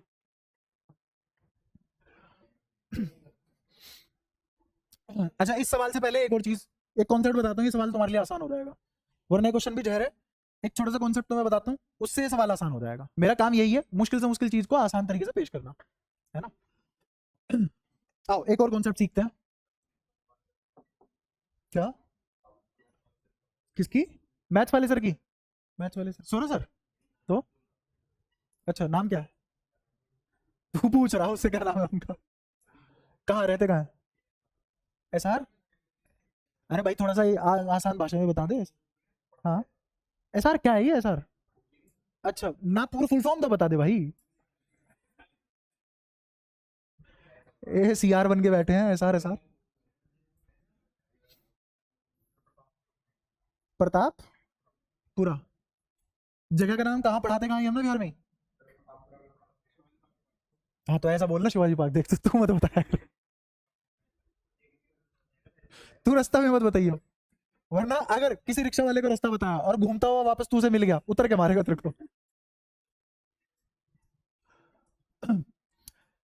मान लो कि मुझे डेंसिटी ये दी हुई है, अब मैं तुम्हें करा रहा हूं वेरिएबल चार्ज डेंसिटी, मतलब चार्ज अनइवनली डिस्ट्रीब्यूटेड है, चार्ज यूनिफॉर्मली डिस्ट्रीब्यूटेड नहीं है। जब चार्ज यूनिफॉर्मली डिस्ट्रीब्यूटेड था तो हम क्या करते थे, यूनिटरी मेथड निकाल के रो मान के और आंसर निकाल देते थे। तो इलेक्ट्रिक फील्ड क्या आता था, याद करो, हाँ रो आर बाय 3 एप्सिलॉन नॉट। इसमें मेरी जो चार्ज डेंसिटी थी वो कैसी थी, कांस्टेंट थी, कैसी थी, बट यहाँ चार्ज डेंसिटी किसका फंक्शन है, आर का फंक्शन है, किसका फंक्शन है, आर का फंक्शन है। तो ऐसे केस में अब कैसे सुलझाऊं मैं, इसका एक बहुत ही आसान और जनरल तरीका बताता हूं, है ना। तुम्हें कुछ नहीं करना,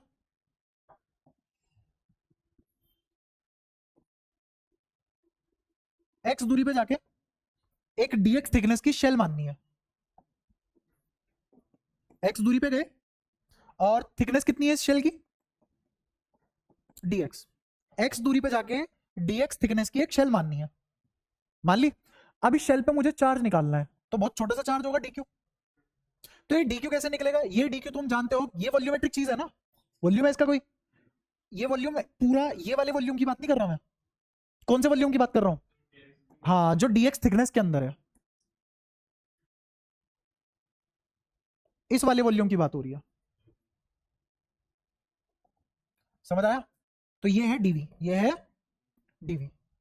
तो डीक्यू किसके बराबर आएगा, डीक्यू किसके बराबर आता है, वॉल्यूमेट्रिक चार्ज डेंसिटी किसके बराबर होती है, हाँ तो ये किसके बराबर आ जाएगा, रो डीवी। रो क्या है, वॉल्यूमेट्रिक चार्ज डेंसिटी, क्लियर है ये वाली बात। अच्छा ये रो किसके बराबर है, रो नॉट आर, और डीवी किसके बराबर है, डीवी और लिख लेते हैं, डीवी बराबर होगा इसका सरफेस एरिया कितना, 4 पाई x स्क्वायर, ये इसका सरफेस एरिया है ना। इसको काट के ऐसे फैला लो, शीट बन जाएगी, उस शीट की थिकनेस कितनी होगी, डीएक्स, डीएक्स बेस एरिया कितना है, 4 पाई x स्क्वायर, और गहराई कितनी है, डीएक्स। तो वॉल्यूम क्या आ जाएगा, बेस एरिया इंटू हाइट। क्या डीवी तैयार अपना, फेंक दो यहां, ये तो है रो, और डीवी क्या है, 4 पाई x स्क्वायर dx, ये क्या आया, dq।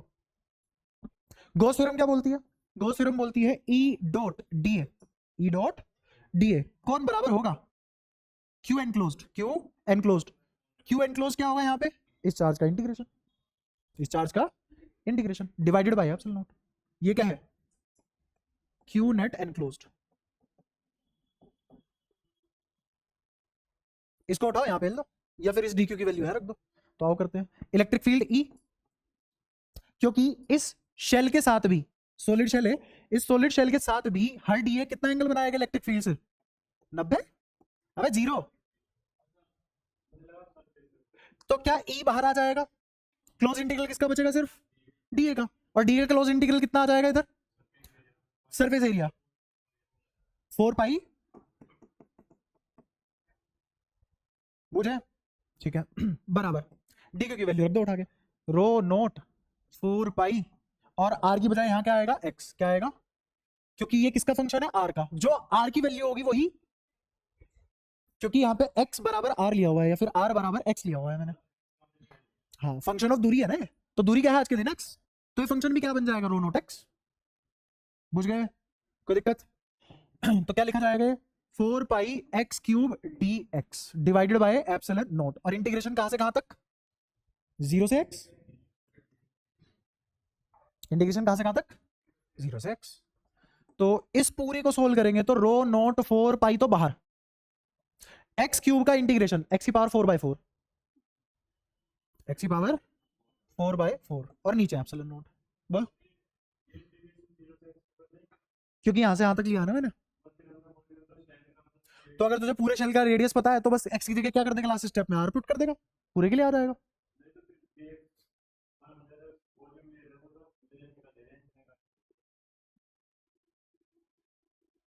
दिक्कत कहाँ, तेरे को, मेरे को तो तेरा सवाल ही समझ नहीं आ रहा, पैदा कहां से हुआ, बोल दोबारा बोल।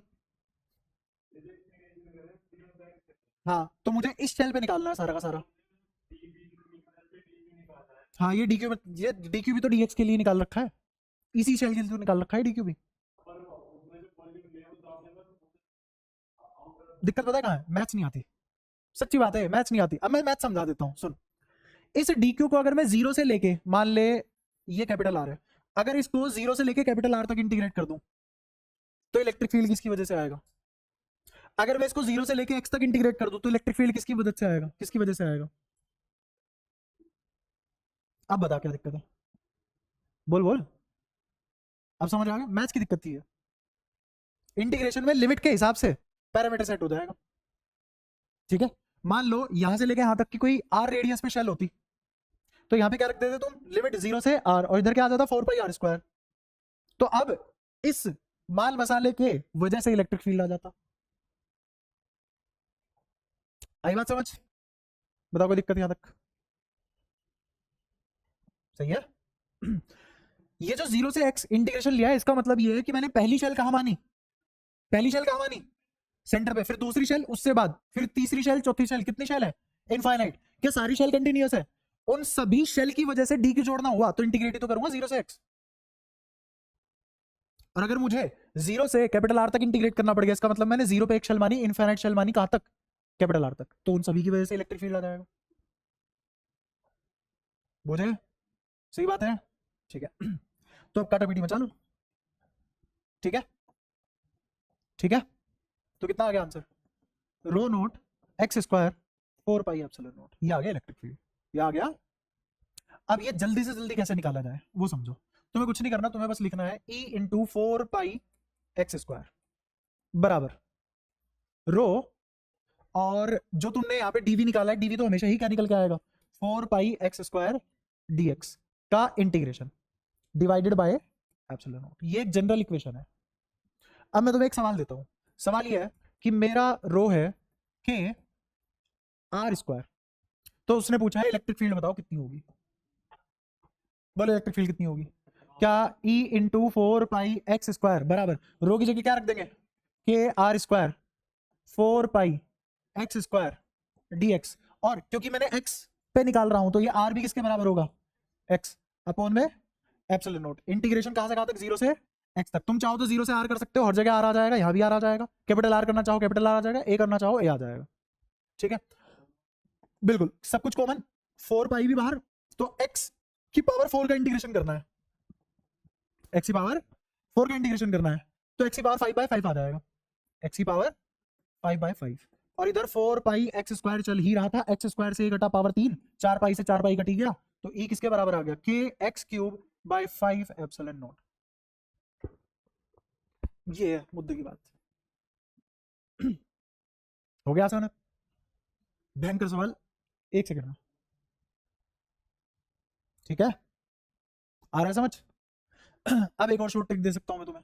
अगर मैं तुमसे एक और सवाल यही पूछ लूं कि रो बराबर मान लो अल्फा r की पावर 5, बताओ आंसर कितना आएगा? डायरेक्ट लिख सकता हूं मैं तुम्हारे सामने, इलेक्ट्रिक फील्ड मेरा डायरेक्टली प्रोपोर्शनल आएगा x की पावर 6 के। अब समझ के देखो चल क्या रहा है। यहाँ पे r था तो यहाँ पे क्या आया, r² x² जो भी, यहाँ पे r² था तो यहाँ पे क्या आया, और अगर यहाँ पे r की पावर 5 है तो यहाँ कितना आएगा? बाकी कांस्टेंट फैक्टर तो नीचे जाके जो इंटीग्रेशन डिफरेंशिएशन आएगा, ठीक है। वो ऐसा भी बोल सकता है कि ये α/6 था, तो ये 6 और जो 5 का इंटीग्रेशन होगा 6, तो नीचे कितना आ जाएगा 36। तो क्या लिखा जाएगा वो, के x की पावर 6/36 एप्सिलॉन। ये हो रहा भयंकर से भयंकर सवाल, ठीक है। तो चीजों को महसूस करना बहुत जरूरी है, चीजें बहुत आसान हो जाती है फिर। के सारी कहानी तुम्हें समझ आ चुकी है पक्का? अगर मुझे इस शेल के बाहर इस पॉइंट पे निकालना पड़ जाए इलेक्ट्रिक फील्ड, तो कैसे निकालेंगे? अब हाँ बिल्कुल ध्यान से सुनना, मैं अगर इंटीग्रेट कर पाऊंगा, तो इंटीग्रेट तो सिर्फ मैं कहां तक कर पाऊंगा, उसके रेडियस तक ही कर पाऊंगा, क्योंकि डेंसिटी यहीं तक फैली हुई है। डेंसिटी वाले फंक्शन का इंटीग्रेशन मैं सिर्फ कैपिटल आर तक कर पाऊंगा, और ये दूरी कितनी है, छोटू आर। तो अब होगा क्या पता है, E4πr² तो यहां आ जाएगा, और बराबर क्या आ जाएगा, रो नोट, मैं इस वाले के लिए कर रहा हूं, इस पॉइंट पे इलेक्ट्रिक फील्ड, रो नोट 4 पाई और ये एक्स क्यूब dx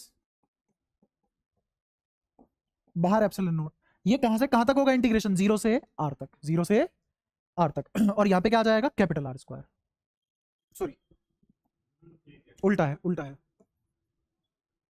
मेरी चार्ज डेंसिटी सिर्फ कैपिटल R तक फैली हुई है तो इंटीग्रेट वहीं तक ही कर पाऊंगा, लेकिन ये गॉसियन सरफेस का सरफेस एरिया कितना हो जाएगा 4 पाई R स्क्वायर, क्लियर है, गॉस थ्योरम बहुत अच्छे से आनी चाहिए इसलिए तो E 4 पाई R स्क्वायर किसके बराबर आ जाएगा, rho naught 4 pi by epsilon naught, इधर कितना आ जाएगा कैपिटल R की पावर 4 बाई 4, क्योंकि क्यूब था, क्योंकि क्यूब था तो अब मेरा आंसर क्या आ जाएगा, 4 पाई से 4 पाई कट गया, तो E बराबर आ गया रो नोट R की पावर 4 एप्सिलॉन नोट और ये R स्क्वायर नीचे, ये आएगा अब इलेक्ट्रिक फील्ड। हाँ डेंसिटी अगर रो नोट R है, हाँ हाँ हाँ हाँ हाँ, नहीं कांस्टेंट नहीं हुई,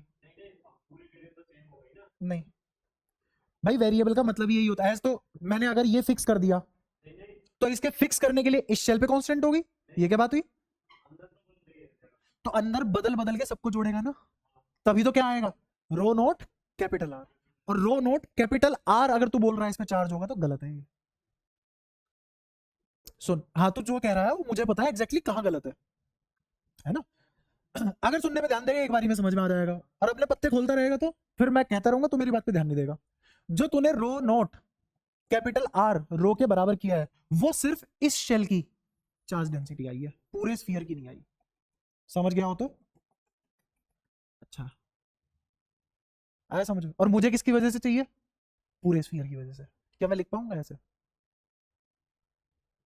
मुझे इस पॉइंट पे इलेक्ट्रिक फील्ड निकालने के लिए चार्ज किस पे चाहिए, स्फीयर पे या सिर्फ आउटर मोस्ट शेल पे, स्फीयर पे, आउटर मोस्ट एलिमेंट्री शेल पे मुझे नहीं चाहिए, जो तू निकाल के बैठा है वो किस पे है, आउटर मोस्ट एलिमेंट्री शेल पे, बाकी अंदर किसी का तो तूने जोड़ा ही नहीं, वो किससे जोड़ा जाएगा, इंटीग्रेशन से, इंटीग्रेशन से, इसीलिए आंसर आया,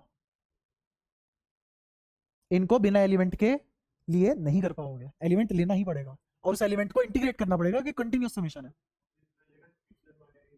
हाँ ये तो जनरलाइज करा रहा हूं मैं इससे, क्या इस स्लाइड पे जो भी लिखा गया है सब समझ आता है, क्या चीज, नहीं इलेक्ट्रिक फील्ड किसने कहा कांस्टेंट है, इलेक्ट्रिक फील्ड देख कैपिटल R के डायरेक्टली प्रोपोर्शनल है, छोटू R के इनवर्सली प्रोपोर्शनल है, और उसमें भी इसकी पावर 4 और इसका स्क्वायर है, और इसमें से काट नहीं सकता मैं दोनों से कुछ भी, क्योंकि ये दूरी अलग है, ये दूरी अलग है, ठीक है, हाँ ई डायरेक्शन वाइज और मैग्नीट्यूड वाइज यूनिफॉर्म है, हर शेल के मान ले एक शेल लिया मैंने, उस एक शेल के एक पॉइंट के साथ डीए के साथ कितना एंगल बनाएगी, 0, और कोई उसकी वैल्यू होगी, तो हर उस शेल के एक पर्टिकुलर शेल के सभी पॉइंट पे कितनी वैल्यू होगी ई, और हर बार एंगल कितना बनेगा 0, हाँ ये जो मैंने पढ़ा है सब सिर्फ और सिर्फ किसके लिए वैलिड है, स्फीयर के लिए, क्योंकि अगर मैंने यहाँ पे स्फीयर की जगह कोई और बॉडी ले ली तो पता है मेरा electric field function of x, function of y, function of z बन जाएगा, फिर तुम्हें पूरी मैथमेटिक्स वाली गॉस थ्योरम लगानी पड़ेगी जो हमारे बस की नहीं है स्फीयर तीनों में होता है लेकिन सिमेट्रिकल है, सिमेट्रिकल है, मेरे को यहाँ x coordinate y coordinate z coordinate में खेलने की जरूरत नहीं है, किसमें खेल जाऊंगा आर में, और हर बार एंगल कितना बनेगा 0, इसलिए मैं ई बाहर ले पाया, क्योंकि ई एक शेल के लिए कैसा है यूनिफॉर्म, अगले वाली शेल के लिए कैसा है यूनिफॉर्म, उससे अगले वाली शेल के लिए कैसा है यूनिफॉर्म, उससे अगले वाली शेल के लिए यूनिफॉर्म, लेकिन किन्हीं दो शेल पे इलेक्ट्रिक फील्ड सेम है क्या, नहीं, क्या नहीं सिलेंडर में यूज नहीं हो पाएगा, सिलेंडर के लिए अलग फंक्शन बनाना पड़ेगा, ऐसे सवाल बच्चे को इसलिए मुश्किल लगते हैं क्योंकि उसकी मैथ्स डूबी हुई होती है, मैथ्स डूबने का मतलब वो फंक्शन क्रिएट नहीं कर पाता, और इसमें तुम्हारी गलती नहीं है, तुम्हें कभी वैसी मैथ्स पढ़ाई नहीं गई कि फंक्शन क्रिएट कर लो, तुम खुद सोचो पहले मैंने इसमें फंक्शन बनाया है, ये है वो फंक्शन, इसको बोलते हैं एफ, ये जो पूरी वैल्यू लिखी है ना एफ आर या फिर एफ एक्स, जो भी तुम इसे बोलना चाहो। पहले मैंने फंक्शन बनाया इसको, फंक्शन बना के इंटीग्रेट किया, तो जो तुम पूरी 12वीं में मैथ्स पढ़ोगे उससे अच्छी मैथ्स तो यहां लग गई। क्या क्या यूज कर लिया मैंने, फंक्शन बनाते कैसे हैं वो यूज करा, फंक्शन अपने आप में टफ चैप्टर माना जाता है तुम्हारे यहाँ, फिर मैंने उसको इंटीग्रेट कर लिया, फिर अलजेब्रा भी लगा ली। तो दो मोस्ट डिफिकल्ट टॉपिक यूज किए हैं इसमें मैथ्स के, फंक्शन बनाना और फिर उसको इंटीग्रेट करना। लेकिन सिमेट्री की वजह से काम बहुत आसान है, सिमेट्री की वजह से काम बहुत आसान है। क्या ये जो भी मैंने पढ़ाया बाहर, ये किसके लिए है, आर बड़ा है कैपिटल आर से, और ये वाला एक्सप्रेशन किसके लिए है, मेरा कैपिटल आर से छोटा है छोटू आर, या फिर बराबर है 0 के, या फिर बराबर है आर के। इन तीनों पॉइंट के लिए ये फॉर्मूला है, और आर बड़ा है आर कैपिटल आर से, उसके लिए ये फॉर्मूला है। समझो ठंडे दिमाग से, एब्जॉर्ब करो, फिर सवाल कराता हूं।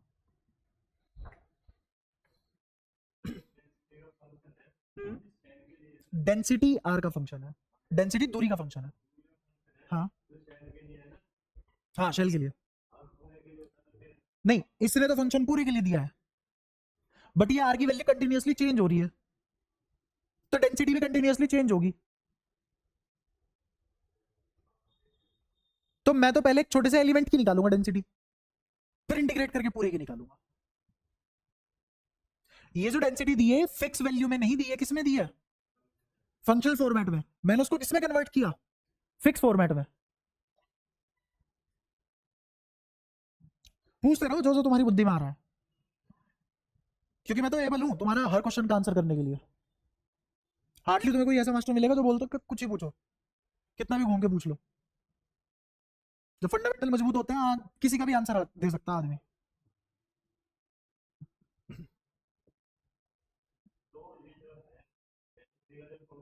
हम्म हम्म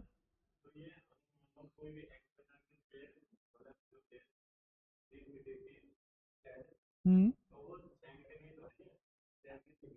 वही पूछ लिया ना, दोबारा दोबारा सुन ले। ये जो एक्सप्रेशन है किसके लिए गिवन है, पूरी शेल के लिए। पर दिक्कत क्या है इसमें, कि हर पॉइंट पे इसकी वैल्यू अलग आ रही है, हर पॉइंट पे इसकी वैल्यू अलग आ रही है। तो मैंने एक ऐसी शेप ढूंढी जहां पे इसकी वैल्यू बदले नहीं, और वो कौन सी शेप है, शेल। वो कौन सी शेप है, शेल। फिर उस शेल को मैंने इंटीग्रेट किया 0 से लेके जहां तक मेरे को निकालना है वहां तक, तो मेरे पास ओवरऑल डेंसिटी आ गई। ये ओवरऑल डेंसिटी नहीं थी, ये गिवन नहीं है, इसको गिवन मत मान लेना, इसमें मुझे इस आर की वैल्यू नहीं पता, तो ये डेंसिटी कांस्टेंट नहीं है, ये डेंसिटी कांस्टेंट नहीं है ना। तेरा मन कर रहा है कि मुझे रो तो पता ही है, तो क्यों ना मैं क्यू डायरेक्टली लिख दूं रो नोट आर इंटू वॉल्यूम। पर ऐसा करते ही गलती हो जाएगी, क्या गलती हो जाएगी, तूने यूनिफॉर्म मान ली डेंसिटी, जबकि डेंसिटी यूनिफॉर्म नहीं है। ये गिवन तो पूरी स्फीयर के लिए है, ये गिवन तो पूरे, बट गिवन होने के बाद भी गिवन नहीं है, क्यों, क्योंकि आर फिक्स नहीं है, वेरिएबल है। ठीक है, तो मैंने क्या करा, शेल पे निकाला, शेल को इंटीग्रेट किया, पूरे स्फीयर के लिए गिवन आ गई। मजा पता है कब आएगा, जब मैं तेरे को अलग से डीक्यू का इंटीग्रेशन दिखाता। तो अलग से अगर मैं डीक्यू का इंटीग्रेशन लिखूं तो क्या आएगा आंसर, बोल, रो नोट 4 पाई एक्स की पावर 4, या फिर अगर तेरे को आर की फॉर्मेट में गिवन है तो आर की पावर 4 बाय 4। असलियत में अगर तुझे डेंसिटी लिखनी है गिवन फॉर्म में तो ये है रो नोट 4 पाई आर की पावर 4 बाय 4। अब ये है गिवन फॉर्मेट में, आई बात समझ। किसका, हाँ डीक्यू का इंटीग्रेशन करा। अब ये जो डीक्यू का इंटीग्रेशन करा है तो मेरे पास नेट चार्ज आ गया, मैं समझ आ गया तुम्हें दिक्कत कहाँ आ रही है, रुको मैं बताता हूँ तुम्हें। एक और पेज खर्च होगा, लेकिन एक ही बारी में तुम्हारा सारा सुगड़ा साफ हो जाएगा।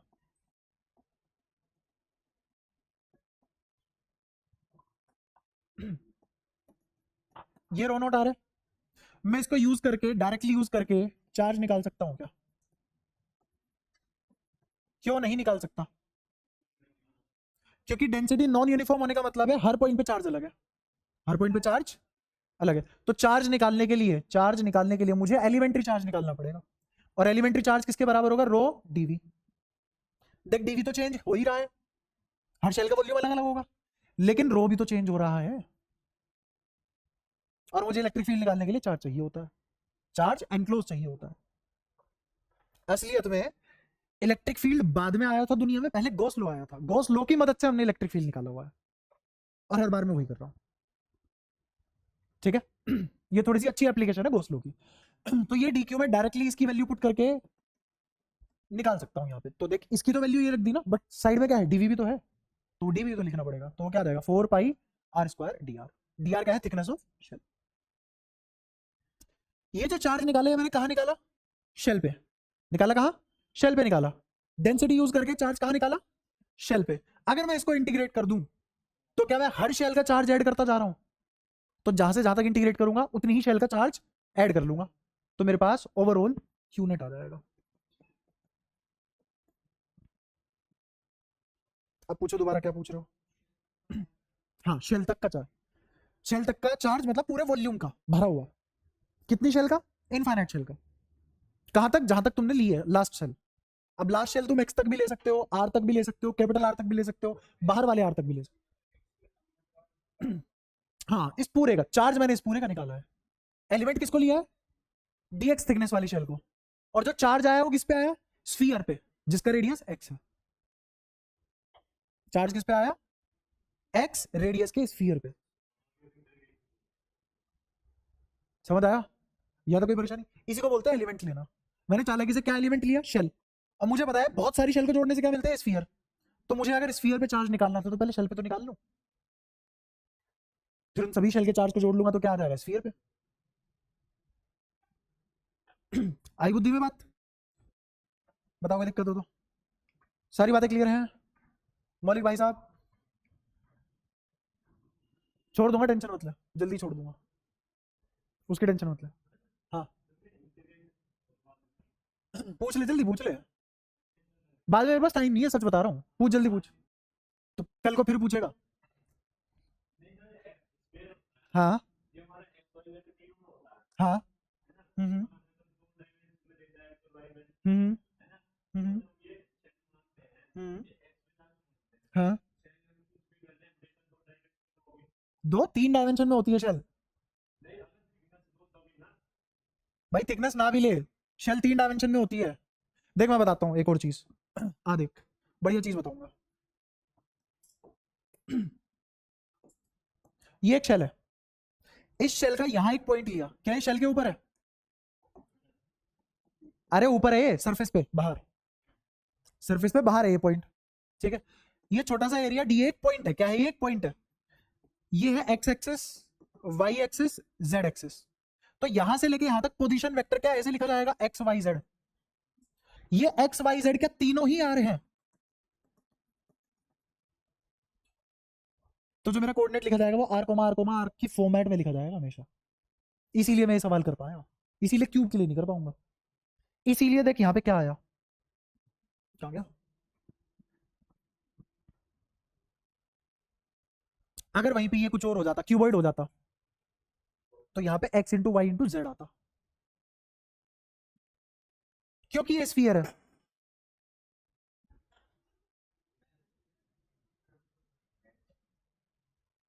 नहीं करने तो मैं भी यही वाला था, क्या हुआ? एंड सब। अगर यहाँ पे क्यूबॉइड होता तो क्या आता? एक्स इंटू वाई इंटू, और ये सिमेट्रिक नहीं रहता, और अब मैं कर भी नहीं पाता, क्योंकि उसके लिए फंक्शन तीनों एक्सिस में अलग अलग बनाना पड़ता। तो भगवान की दया से स्फीयर है, सिमेट्रिकल है। तो एक्स भी कितना है? आर। वाई भी कितना है? आर। जेड भी कितना है? आर, जिसको मैंने क्या लिया हुआ है? एक्स। X cube. और कुछ? बिल्कुल। आई कैप, जे कैप, के कैप में फिर वेक्टर लिखना पड़ता मुझे। ये तुम पढ़ोगे आगे चल के सब। अगर तुमने कहीं अच्छी जगह एडमिशन लिया और तुम वहां मैथ्स और फिजिक्स पढ़ोगे आगे तक, तो आएंगी ये चीजें, पढ़ोगे वहां पे। बट उससे पहले बेसिक तो क्लियर हो। ये है भी तो छोटा सा, किस दिन रॉकेट में बिठा के लॉन्च कर दूंगा। रॉकेट कह रहा हूँ, गुलेल। बता बता बता। किसी को कुछ पूछना हो तो पूछो, फिर सवाल भी करना है भाई साहब, तुम तो यहीं अटक गए।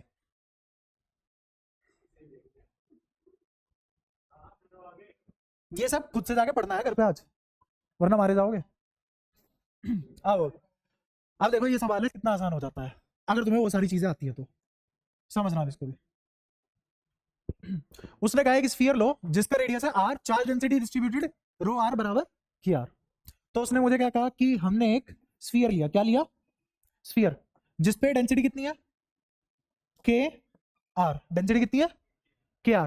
तो पूछ रहा है find the electric field at all points are.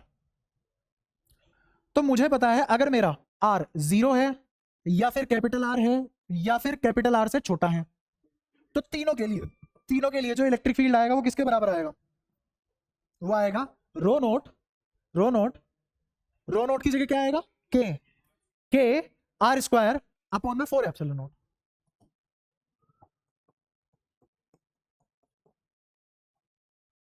समझ आया। अगर मुझे आर बड़ा है आर से निकालना हो तो बताओ क्या आएगा, के आर की power 4 epsilon naught r square. तो क्या आया, के आर की पावर 4 अपॉन में छोटा आर स्क्वायर नीचे 4 पाई एप्सिलॉन नॉट। के आर की पावर 4 पाई 4, हाँ पाई नहीं आएगा,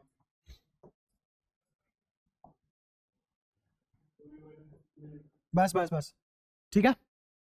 ये किसके लिए आ गया इलेक्ट्रिक फील्ड, उन सभी पॉइंट के लिए जो स्फीयर से बाहर है, और उन सभी पॉइंट के लिए जो स्फीयर के अंदर है वो के r square by 4 epsilon nought. हाँ electric field due to sphere ही है, नहीं ये भी स्मॉल स्फीयर। हाँ अंदर वाले पॉइंट के लिए, अगर मुझे इस पॉइंट पे इलेक्ट्रिक फील्ड निकालना हो तो ये फॉर्मूला, और अगर इस पॉइंट पे इलेक्ट्रिक फील्ड निकालना हो तो ये फॉर्मूला। क्योंकि यहाँ पे जो मेरा छोटा आर है ये कैपिटल आर से छोटा है, और यहाँ मेरा कैपिटल आर से बड़ा है छोटा आर। हाँ पूरे परफेक्ट स्फीयर के लिए हो जाएगा, और उसके लिए कौन सा फॉर्मूला इस्तेमाल करेंगे, ये वाला। सेम आ रहा है आंसर, सेम आएगा। देख यहाँ पे क्या रखेगा, कैपिटल आर, यहाँ पे भी इस वाले छोटू आर की जगह क्या रखेगा, कैपिटल आर। तो कैपिटल आर स्क्वायर, आर की पावर 4 कट के ऊपर क्या आ जाएगा, आर स्क्वायर। यहाँ पे भी देखा आर स्क्वायर, तो आ गया सेम, होगी वेरीफाई, कोई दिक्कत। पहला सवाल डन, पहला सवाल डन। भाई साहब क्लास के 10 मिनट तो आप यहीं बर्बाद कर देते हो। बस बस बस बस, बैठ बैठ बैठ बैठ, ये सब बाद में डिस्कस करियो, रास्ते में जाते हो, यहाँ पढ़ ले आप चुपचाप, बहुत टाइम हो चुके हो तुम, बस शांत। अब उसने कहा है कि मान लो स्फीयर में नेट चार्ज कितना डिस्ट्रीब्यूटेड है, 2e। सवाल क्या बना, सवाल ये बना कि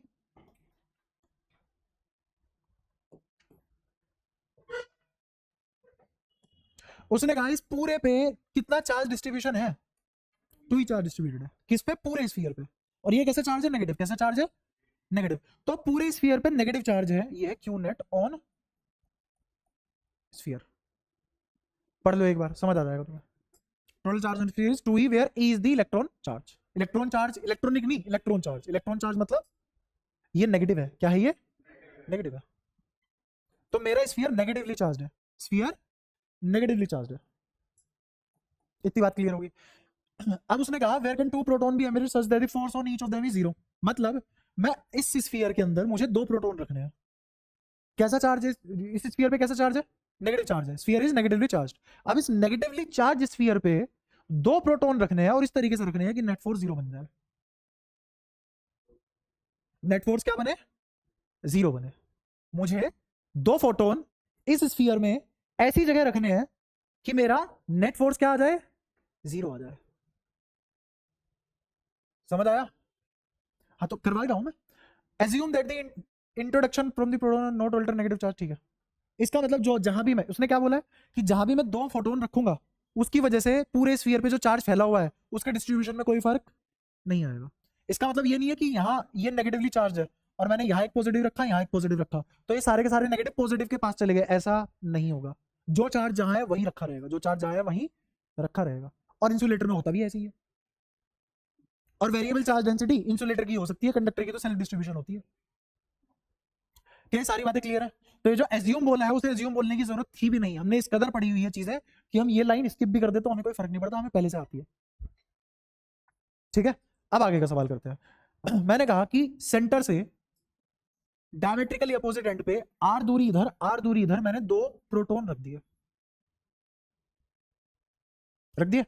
अब देखना क्या क्या करते जाएंगे। यहाँ पे थोड़ी सी चालाकी दिखानी पड़ेगी फिर से। अगर मुझे dq निकालना हो, क्या निकालना हो, dq निकालना हो, तो dq कैसे निकालते हैं? हाँ, रो किसके बराबर है? के बोलो, r,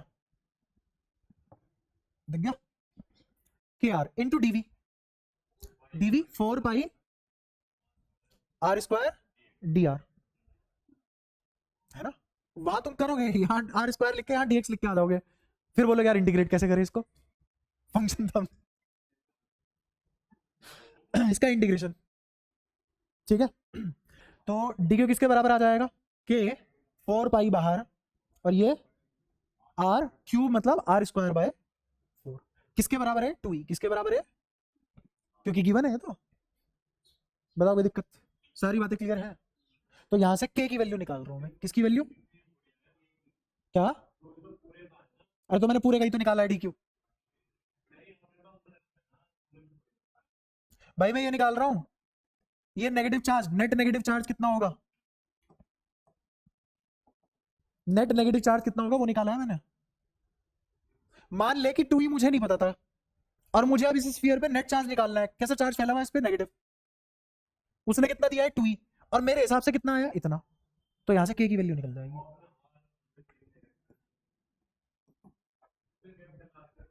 किसे है? अरे कैपिटल आर ही तो है। अरे ये स्मॉल में लिमिट भी तो पुट करेगा 0 से कैपिटल आर। के की वैल्यू निकाल लो, कितना आ जाएगा? 2e, 4 से 4 कट चुका है, नीचे कितना? पाई आर के पावर 4, ये आ गई के की वैल्यू। बुझ गए? पक्का? ठीक है। अब सुनना ध्यान से, अगर मुझे नेगेटिव चार्ज की वजह से, किसकी वजह से? नेगेटिव चार्ज की वजह से प्रोटॉन पे इलेक्ट्रिक फील्ड निकालनी है, तो कौन सा फॉर्मूला इस्तेमाल करूंगा? मैंने प्रोटॉन कहाँ रखा है? स्फीयर के अंदर। कहाँ रखा है? स्फीयर के अंदर। तो कौन सा फॉर्मूला इस्तेमाल करेंगे? ये इलेक्ट्रिक फील्ड किसकी वजह से है? ये इलेक्ट्रिक फील्ड किसकी वजह से है? नेगेटिव चार्ज की वजह से। अरे यहां पर नेगेटिव चार्ज फैला हुआ है ना दादा, ये सभी के सभी नेगेटिव चार्ज, इस पे कितना इलेक्ट्रिक फील्ड लगाएंगे एक प्रोटॉन पे? इतना। नहीं आ रहा समझ? तो कितना इलेक्ट्रिक फील्ड आ जाएगा? ई किस पे? On proton by negative charge, कितना आ जाएगा? K r square by 4 epsilon naught. और कैसा आएगा ये? नेगेटिव। कैसा आएगा? नेगेटिव। क्यों? क्योंकि कैसा होगा? अट्रैक्टिव। कैसा होगा? अगर मुझे इससे फोर्स निकालना हो तो फोर्स कैसे निकालेंगे? ये इलेक्ट्रिक फील्ड कौन से चार्ज को इस्तेमाल करके निकाला गया? Negative charge. और मुझे फोर्स निकालना हो तो क्या रखूंगा? -2e। अरे 2e तो रखेंगे, फिर से पढ़ लो। F बराबर QE में Q कौन सा चार्ज होता है जिसपे इलेक्ट्रिक फील्ड लग रहा होता है, जिसकी वजह से लग रहा होता है? सोच के बताना। जिसकी वजह से या जिस पे? कर लो, मैं दोबारा पढ़ लो भाई, पढ़ते रहो जब तक समझ रहा है, पढ़ो बार बार एक ही चीज। ये है Q1, ये है Q2। Q1 की वजह से इस पे इलेक्ट्रिक फील्ड कैसा होगा? रिपल्सिव, इधर होगा। इस सिचुएशन से मैच कराने के लिए मैं एक नेगेटिव एक पॉजिटिव ले लेता हूँ। ये है Q2, ये है नेगेटिव। तो मेरे को बताओ क्या इलेक्ट्रिक फील्ड इधर नहीं लगेगा? कितना आएगा वो? के Q1 बाय बीच की दूरी मान लो अगर आ रहे तो आर स्क्वायर। ये इलेक्ट्रिक फील्ड में कौन सा चार्ज आया? जिसपे लग रहा था, जिसपे लग रहा था। तो यहां भी जो इलेक्ट्रिक फील्ड लिखा है वो क्या है? जिसपे लग रहा था। क्लियर है? अगर मुझे फोर्स में कन्वर्ट करना हो तो फोर्स निकालने के लिए इस इलेक्ट्रिक फील्ड की किससे मल्टीप्लाई करूं?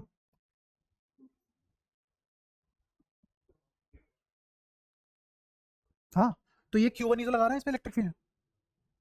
ये किसका इलेक्ट्रिक फील्ड है? Q1 का। किस पे लगा? Q2 पे। इस इलेक्ट्रिक फील्ड के अगर Q2 पे मल्टीप्लाई कर दो तो क्या आ जाएगा? फोर्स। याद करो वो एग्जांपल जब मैंने कहा था, मान लो यहाँ पे 5 न्यूटन, यहाँ पे 2 कूलम का चार्ज है। कितना चार्ज है? और इस पूरे कमरे में 5 न्यूटन पर कूलम का इलेक्ट्रिक फील्ड है, तो इस पे क्या फोर्स लगेगा? तो इसी चार्ज की तो मल्टीप्लाई तुमने इलेक्ट्रिक फील्ड में करी थी, तभी तो फोर्स आया था। अब मुझे बताओ यहाँ किसकी मल्टीप्लाई करूं?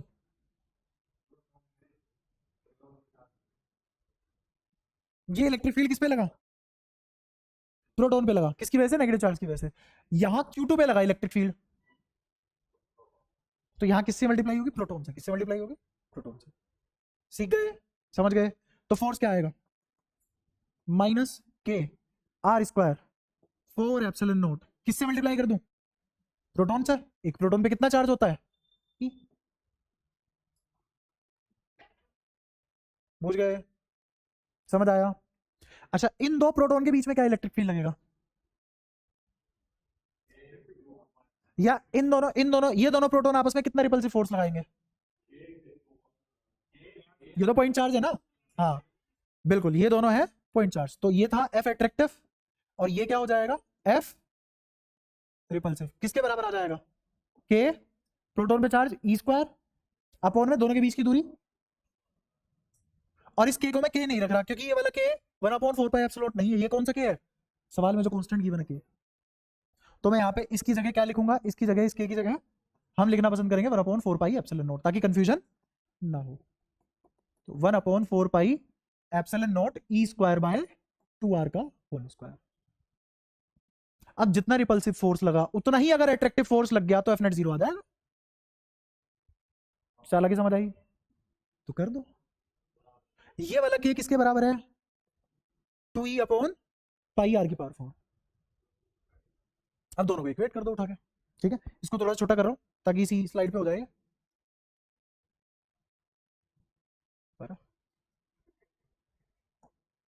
हाँ ठीक है।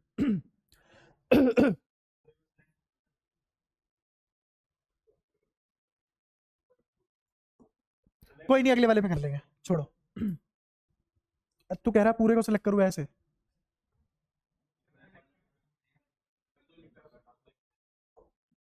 अरे इस पूरे को करना पड़ेगा ना भाई। अच्छा ये पीडीएफ है ना, इसमें नहीं हो पाएगा, अगली स्लाइड पे करना पड़ेगा, छोड़ो। कोई नहीं, ये है एफ अट्रैक्ट, अरे भाई साहब ये तो हद्दी मचा दी ना, मैं कुछ ना कर दे रहा। हाँ उतारो इसको, फटाफट उतार लो इसको, और इसको उतार लो। इसको ना के की वैल्यू पुट कर दो यहाँ पे, तो कितना आ जाएगा, -2e r²। और माइनस छोड़ो क्योंकि हम इक्वेट करने वाले हैं। क्या करने वाले हैं, इक्वेट। रुक जा रुक जा रुक जा, तो ये माइनस हटाओ क्योंकि हम इक्वेट ही करने वाले हैं। इस के की वैल्यू रख दी 2e अपॉन पाई आर की पावर 4, आर स्क्वायर था ही, ए की यहाँ पे, और नीचे 4 एप्सिलॉन नॉट। हाँ इन दोनों का समेशन 0 आएगा, तो एक पॉजिटिव एक नेगेटिव, तो एफ नेट बराबर 0। जब नेगेटिव वाले को उधर लेके जाऊंगा तो नेगेटिव वहां मर्ज हो जाएगा अपना, तो ये दोनों इक्वेट हो जाएंगे। ये जो येलो कलर वाले डब्बे हैं ये लिखवाने हैं तुझे, फोटो खींच ले अब, जल्दी भाई जल्दी जल्दी। किसकी, बोल जल्दी बोल,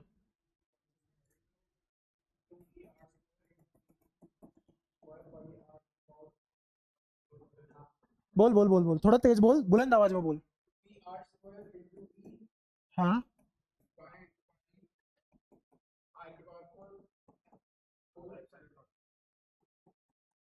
बराबर,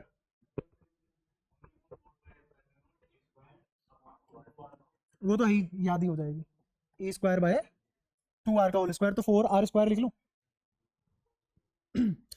अच्छा अब मुझे निकालना है ये r कितना है। अगर मैंने ये r की दूरी निकाल ली तो मैं ये निकाल पाऊंगा सेंटर से कितनी दूरी पे मैं डायमेट्रिकली अपोजिट एंड पे प्रोटॉन्स रखो कि नेट फोर्स 0 आ जाए। हो गया सवाल, ये चला के थी। तो यहाँ से क्या निकालना है, तो छोटू r निकालना है, तो ये r की पावर 4 इधर, ई स्क्वायर से ये दोनों ई गायब, पाई से पाई गायब, 4 से 4 गायब, एप्सिलॉन नॉट से एप्सिलॉन नॉट गायब। ठीक है, ये तो इधर आके r की पावर 4 बन चुका है, ये उधर जाके r की पावर 4 ऊपर चला जाएगा, और नीचे क्या आ जाएगा 8। अबे ये 4 × 2 भी तो होगा, 4 × 2, ये 2 नीचे भी तो लेके जाओगे ना। तो r किसके बराबर आ गया, कैपिटल R अपॉन 8 की पावर 1/4। अगर मैं इतनी दूरी पे, अगर मैं इतनी दूरी पे ये दोनों प्रोटॉन डायमेट्रिकली अपोजिट एंड पे रख दूं तो नेट फोर्स 0 आएगा।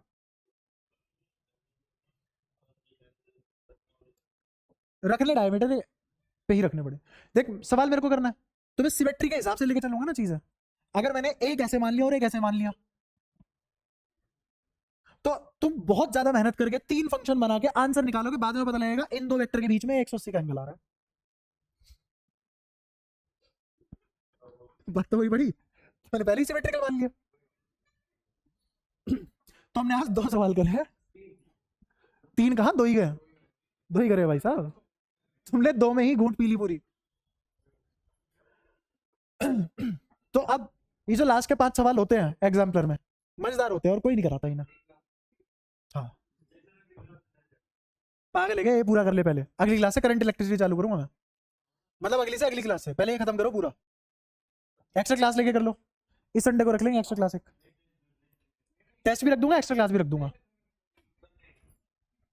तुम्हारा टेस्ट रखूंगा एडवांस वाला, ताकि तुम एडमिशन ले पाओ एडवांस वाले में, बाकी सब एक्स्ट्रा क्लास लेना, तुम भी एक्स्ट्रा क्लास लेना होगा। हाँ सुबह ही रखूंगा क्लास के, हाँ ठीक है ऐसा कर लूंगा, क्लास के बाद टेस्ट ले लूंगा।